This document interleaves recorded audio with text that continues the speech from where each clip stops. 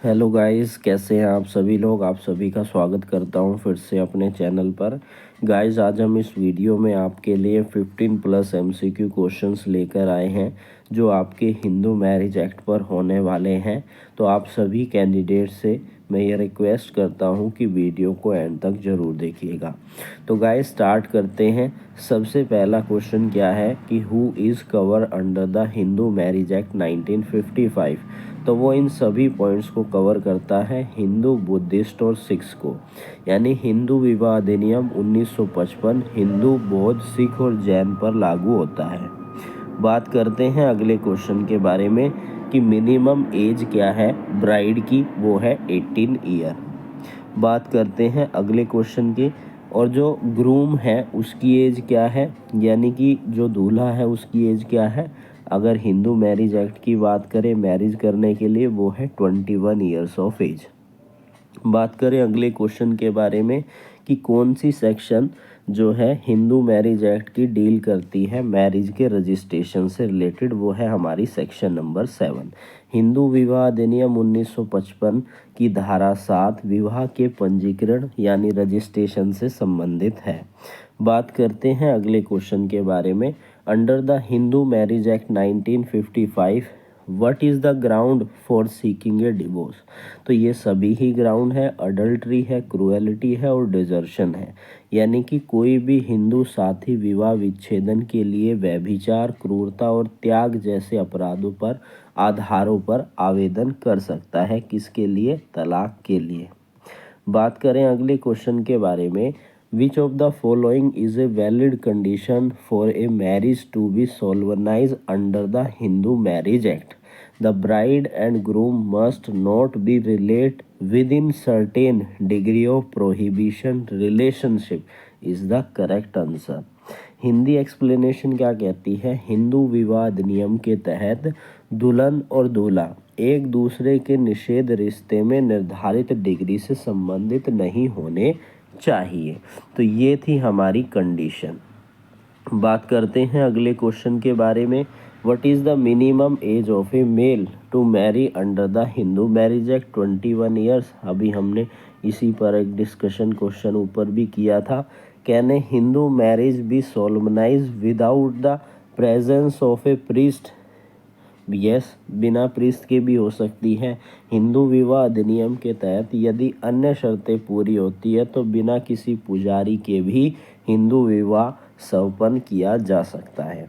बात करते हैं अगले क्वेश्चन के बारे में, under the Hindu marriage act 1955 A marriage is voidable कब होगी? If one party is important at the time of a marriage. यानी कि मैरिज के समय पर वो इम्पोर्टेंट था तो उसे बाद में रद्द किया जा सकता है। हिंदू विवाह अधिनियम की धारा 12 के तहत यदि विवाह के समय एक पक्ष निरुद्ध यानी इम्पोर्टेंट था तो वह विवाह को निरस्त किया जा सकता है, यानी उसे रद्द किया जा सकता है। बात करते हैं अगले क्वेश्चन के बारे में, which section of a Hindu marriage act 1955 deal with the validity of a marriage. Section number 5 Hindu विवाह अधिनियम की धारा 5 विवाह की वैधता के लिए आवश्यक शर्तें प्रदान करती है। इस सेक्शन में कंडीशन बताई गई है। बात करें अगले क्वेश्चन के बारे में, Hindu marriage act can be dissolve bye death of either party, divorce और एनवल्टी। इन सभी पॉइंट पर ही मैरिज को डिसॉल्व किया जा सकता है। बात करते हैं अगले क्वेश्चन के बारे में, डिजर्शन के लिए मैक्सिमम टाइम पीरियड क्या बताया गया है? 2 ईयर का टाइम पीरियड बताया गया है। हिंदू विवाह अधिनियम के तहत 2 वर्ष के त्याग अवधि विवाह विच्छेदन के लिए आधार हो सकता है। बात करते हैं अगले क्वेश्चन के बारे में कि कौन कौन से ग्राउंड हैं एनुअलिटी के लिए। तो ये सभी ही यहाँ पर ग्राउंड बताए गए हैं। बात करते हैं अगले क्वेश्चन के बारे में। अगला क्वेश्चन क्या कह रहा है, what does section 13B of Hindu marriage act. तो जो डिवोर्स बाय म्यूचुअल कंसेंट होता है उससे डील करता है section number 13B of a Hindu marriage act 1955। Hindu विवाह अधिनियम की धारा 13B आपसी सहमति से त्याग से तलाक से संबंधित है जो दोनों पति पत्नी तलाक के लिए सहमत हो और कम से कम 1 वर्ष से अलग रह रहे हों। बात करते हैं अगले क्वेश्चन के बारे में। कौन सा ग्राउंड नहीं है डिवोर्स का? अडल्ट्री है, क्रूएल्टी है, डिजर्शन है, लेकिन सेटरलिटी ये नहीं है। तो इसका सी ऑप्शन बिल्कुल सही है। बात करें अगले क्वेश्चन के बारे में कि इन सभी में से कौन सा सही है रेस्टिट्यूशन ऑफ कॉन्जुगल राइट से संबंधित। It can be filed by other spouse, it can only available to the husband, it apply only if the wife has abandon the home, और it is available after 1 year of marriage. तो ये दोनों spouse ही file कर सकते हैं restitution of conjugal right के लिए। किस सेक्शन के अंदर? सेक्शन नंबर 9 के अंदर। बात करते हैं बाइगेमी के लिए क्या पनिशमेंट है? मैक्सिमम 7 साल तक की सज़ा दी जा सकती है। हिंदू मैरिज एक्ट का कौन सा सेक्शन डील करता है? Section number 17। बात करें ड्यूटी टू मेंटेनेंस किससे डील करती है? कौन से रिलेवेंट सेक्शन है? Section number 20। हिंदू विवाह अधिनियम की धारा 20 पति द्वारा पत्नी और बच्चों को भरण पोषण की जिम्मेदारी के बारे में बताता है, यानी कि उसको मेंटेन करना है। बात करें अगले क्वेश्चन के बारे में। प्रोहिबिशन डिग्री ऑफ रिलेशनशिप का इन सभी में से कौन सा एग्जाम्पल है? A person married their cousin, a person married their sister in law, a person married their uncle. तो ये सारे ही रिलेशन के अंदर आते हैं और ये प्रोहिबिट करते हैं मैरिज करने से। तो इसका डी ऑप्शन बिल्कुल सही है। बात करें अगले क्वेश्चन के बारे में। What is the consequences of marriage with in A prohibition degree? क्या परिणाम होंगे? मैरिज जो है वो वॉइड हो जाएगी, उसे क्या कहेंगे हम?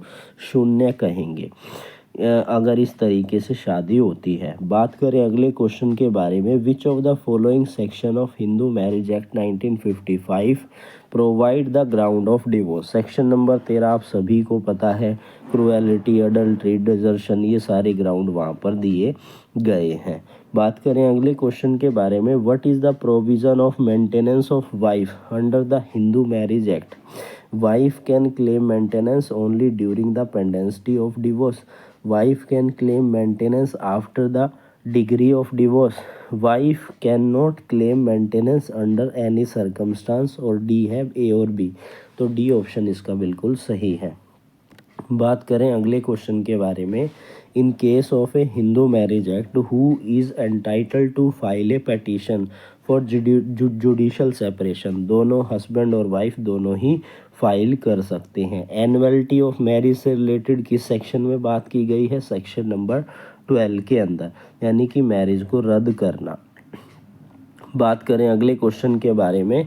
If a Hindu marriage is dissolve who is entitled to claim alimony? तो यहाँ पर हस्बैंड और वाइफ दोनों ही क्लेम कर सकते हैं अगर वो अपने आप को सक्षम नहीं मानते हैं, यानी कि वो सक्षम नहीं है सव्य कमाने के लिए। तो किस सेक्शन में वो क्लेम करेंगे? सेक्शन नंबर 24 के अंदर। बात करते हैं अगले क्वेश्चन के बारे में। Which of the following condition must be meet for the marriage to be valid unless the Hindu marriage act under the Hindu marriage act both party must be sound, बिल्कुल both party must be Hindu, both must not to be within prohibition relationship। तो इसका D option बिल्कुल सही है। बात करें अगले question के बारे में। Under the Hindu marriage act 1955 what is the remedy available for the wife if her husband desert her? वो रेस्टिट्यूशन कॉन्जुगल राइट को रेस्टिट्यूट करने के लिए सेक्शन 9 में अपने पेटिशन फाइल करेंगे डिवोर्स के लिए, मेंटेनेंस के लिए। ये सारे ऑप्शन यहाँ पर होते हैं वाइफ के पास।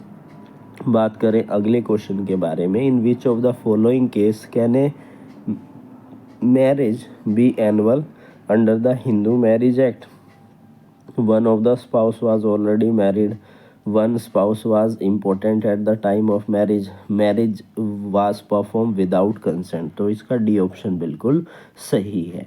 बात करते हैं अगले क्वेश्चन के बारे में। Which section of Hindu marriage act allow for the dissolution of a marriage by mutual consent? अभी हमने समझा था section number 13 B of Hindu marriage act is the correct answer. बात करें अगले क्वेश्चन के बारे में। what is the duration of separation required for filing of a divorce by mutual consent under section number 13P of Hindu marriage act. Hindu marriage act में mutually divorce के लिए कितने समय का सेपरेशन आवश्यक होता है? 1 साल का सेपरेशन आवश्यक होता है, लेकिन जजमेंट्स के अनुसार इसे भी कम कर दिया गया है, क्योंकि अगर पार्टी किसी भी तरीके से पीड़ित होती है।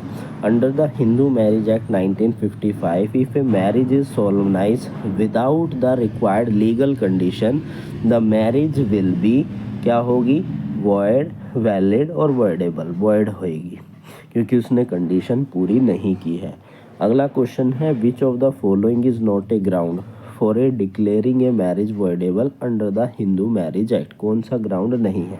1 party was underage at the time of marriage, 1 party was impotent, marriage was performed by force, 1 party has already married। तो इसका डी ऑप्शन बिल्कुल सही है। बात करें अगले क्वेश्चन के बारे में, under Hindu marriage act 1955 who can file A petition for the restitution of conjugal right? दोनों ही फाइल कर सकते हैं।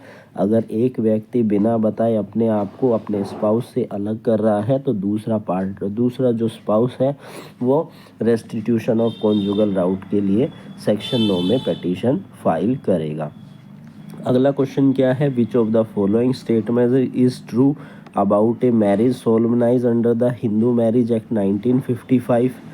कौन सी स्टेटमेंट सही है? A marriage is valid even if the party are within the prohibition degree of relationship. A marriage is valid even if the party are not the same religion. A marriage is valid if it is solemnise according to the Hindu custom. A marriage is valid even if the minimum age required is not beat. तो इसका C option बिल्कुल सही है। बात करते हैं अगले question के बारे में, who is responsible for providing maintenance to the wife after divorce? After divorce who is responsible for providing maintenance to a wife? Wife को मेंटेनेंस देने के लिए कौन यहाँ पर हकदार होगा? हस्बैंड होगा। किसमें? सेक्शन 25 में क्लेम किया जाएगा। बात करें अगले क्वेश्चन के बारे में, which of the following is a ground for seeking a judicial separation? इन सभी ही ग्राउंड पर, अडल्ट्री पर, डिजर्शन पर, क्रूएलिटी पर। अगर किसी भी कैंडिडेट को किसी क्वेश्चन में कोई कन्फ्यूज़न आती है तो कमेंट सेक्शन में कमेंट करके बताइए कि सर ये क्वेश्चन गलत है, इसका ये आंसर सही है, ताकि बाकी स्टूडेंट इस वीडियो से गलत याद ना करें, वो सही याद करें। आप किसी ना किसी तरह हेल्प करें।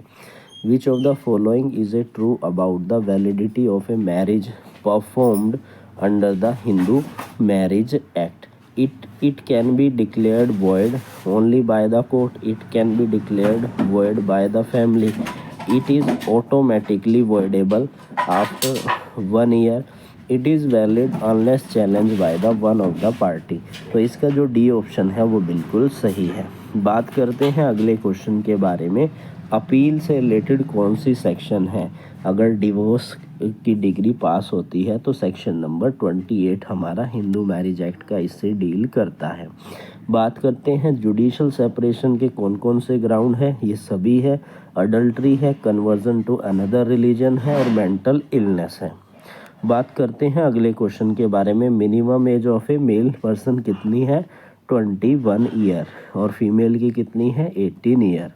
बात करते हैं अगले क्वेश्चन के बारे में, which of the following is not a condition for a valid Hindu marriage? Parties Hindu होनी चाहिए, पार्टीज़ जो है प्रोहिबिशन रिलेशनशिप में नहीं होनी चाहिए, मैरिज जो है रजिस्टर्ड होनी चाहिए और मैरिज जो है परफॉर्म होनी चाहिए according to the Hindu custom and ceremonies. अब यहाँ पर पूछा गया है कि यहाँ पर क्या है? मैरिज रजिस्टर्ड होनी चाहिए, ये वैलिड कंडीशन नहीं है। बात करते हैं अगले क्वेश्चन के बारे में कि pendant light which section of Hindu marriage act deal with the maintenance of a wife? Maintenance से रिलेटेड हमारी सेक्शन नंबर 24 है। Section number 24 of Hindu marriage act. Which of the following statement is true regarding the dissolution of a marriage? Marriage को dissolve करने के लिए इन सभी statement में से कौन सी स्टेटमेंट सही है? A marriage can be dissolve if one of the party is impotent at the time of a marriage cannot be dissolved by the mutual consent. A marriage can be dissolved even if the party have not been living separately for 1 year. The marriage can be dissolved only on the ground of adultery. तो इसका A option बिल्कुल सही है, section 12 के अनुसार void हो जाएगी। बात करें अगले क्वेश्चन के बारे में कि what is the minimum period allow for the restitution of conjugal right under section number 9। कोई मैक्सिमम पीरियड यहाँ पर नहीं बताया गया है। रेस्टिट्यूशन ऑफ कॉन्जुगल राइट से रिलेटेड सेक्शन नंबर हमारी 9 है। कौन फाइल कर सकता है डिवोर्स? दोनों ही पार्टी फाइल कर सकती है, हस्बैंड भी और वाइफ भी। बात करें अगले क्वेश्चन के बारे में, in case of a divorce Hindu marriage act 1955 allow for the division of a property only if agree upon by the party, only if the court deem it necessary. बिल्कुल जब कोर्ट समझेगी तभी इसको सही माना जाएगा। Property can not be divided under any circumstance only if the wife demand. तो इसका बी ऑप्शन बिल्कुल सही है। बात करें अगले क्वेश्चन के बारे में, चाइल्ड की मेंटेनेंस से रिलेटेड कौन सा सेक्शन है? सेक्शन नंबर हमारा 20 है। बात करें अगले क्वेश्चन के बारे में कि कंडीशन कौन कौन सी है जो सेटिस्फाई होनी चाहिए अगर डिवोर्स की मांग की जा रही है क्रूएलिटी के ग्राउंड पर। सेक्शन नंबर 13 डिवोर्स से डील करता है, उसमें एक ग्राउंड है क्रूएलिटी। तो क्रूएलिटी फिजिकल होनी चाहिए, क्रूएलिटी मेंटल होनी चाहिए, या बोथ फिजिकल और मेंटल होने चाहिए। Any form of cruelty whether physical और mental can be a ground of a divorce. तो डी ऑप्शन बिल्कुल करेक्ट इसमें बैठ रहा है। बात करें अगले क्वेश्चन के बारे में, can a Hindu marriage B dissolve by the degree of divorce if one of the party is living in adultery. बिल्कुल यहाँ पर ये ग्राउंड बनता है। बात करें अगले और लास्ट क्वेश्चन के बारे में, बाइगेमी से रिलेटेड हमारी कौन सी सेक्शन है हिंदू मैरिज एक्ट के अंदर? Section number 17। हिंदू विवाह अधिनियम की धारा 17 द्विविवाह विवाह से संबंधित है और इसे एक दंडनीय अपराध भी बताया गया है। बात करते हैं, लास्ट हमारा क्वेश्चन हो चुका है। अगर आपको किसी भी तरह कोई कन्फ्यूज़न आ रही है तो आप हमें कमेंट सेक्शन में करके बताइएगा।